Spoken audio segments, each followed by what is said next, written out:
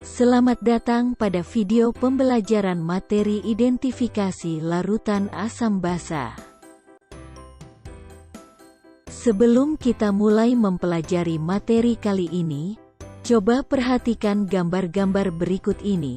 Menurut sahabat belajar, bagaimana cara mengidentifikasi sifat larutan-larutan berikut? Untuk larutan-larutan yang bisa dikonsumsi seperti air jeruk, cuka dan air garam, kita bisa menentukan sifatnya dengan mencicipi. Sementara larutan berbahaya seperti air aki, air sabun, dan air kapur tentu tidak bisa dicicipi. Lalu, bagaimana cara yang aman untuk bisa mengidentifikasinya? Mari kita simak penjelasan materi berikut. A. Mengidentifikasi sifat larutan dengan kertas lakmus. Kertas lakmus dicelupkan ke dalam larutan yang diuji, kemudian diamati perubahan warna yang terjadi pada lakmus. Perhatikan tabel berikut. Jika kertas lakmus merah tetap merah dan kertas lakmus biru berubah menjadi merah, maka larutan yang diuji bersifat asam. Jika kertas lakmus merah berubah menjadi biru dan kertas lakmus biru tetap biru, maka larutan yang diuji bersifat basa. Jika tidak terjadi perubahan warna pada kertas lakmus di mana kertas lakmus merah tetap merah dan kertas lakmus biru tetap biru, maka larutan yang diuji bersifat netral atau garam netral. B.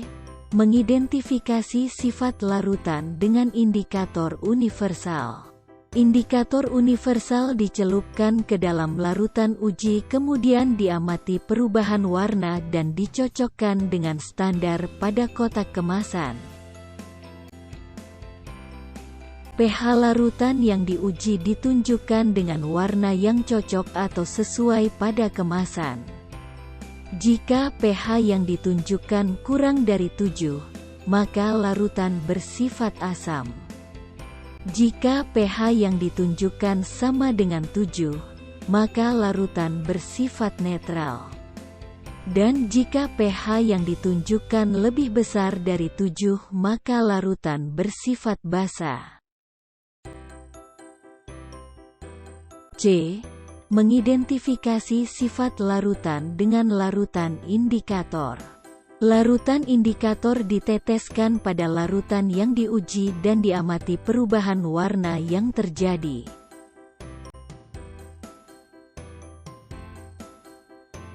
Perhatikan tabel berikut. Pada tabel dapat diamati trayek pH dan warna yang dihasilkan untuk beberapa larutan indikator yang dihasilkan pada larutan uji. Sebagai contoh, jika larutan uji ditetesi larutan indikator fenolftalein atau PP, jika perubahan warna yang dihasilkan pada larutan yang diuji menjadi tidak berwarna, maka larutan uji bersifat asam. Namun jika perubahan warna yang dihasilkan pada larutan yang diuji menjadi merah muda, maka larutan uji bersifat basa. Adapun rentangan trayek pH untuk larutan indikator PP antara 8,3 sampai 10. Setelah mempelajari materi identifikasi larutan asam basa tadi, mari kita melakukan uji pemahaman melalui latihan soal kuis berikut. Jawablah soal berikut dengan memilih salah satu pilihan jawaban yang paling tepat. Soal nomor 1, suatu larutan diketahui memiliki pH 2 ketika diukur menggunakan pH meter. Hasil yang diamati jika dilakukan pengujian dengan lakmus merah adalah: A. Berubah warna menjadi biru. B. Berubah warna menjadi kuning. C. Berubah warna menjadi hijau. D. Tetap berwarna merah. E. Berubah warna menjadi ungu. Soal nomor 2. Larutan A diuji menggunakan indikator universal dan diketahui memiliki pH 10. Dengan demikian larutan A bersifat A. Asam, B. Basa, C. Netral, D. Garam, E. Pahit. Soal nomor 3.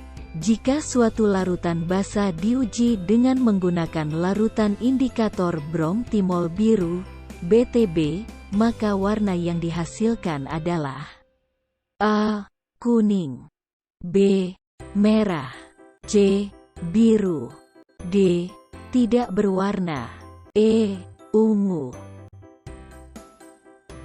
Terima kasih sahabat belajar telah menyelesaikan pembelajaran hari ini terkait materi identifikasi larutan asam basa. Sampai jumpa pada materi selanjutnya.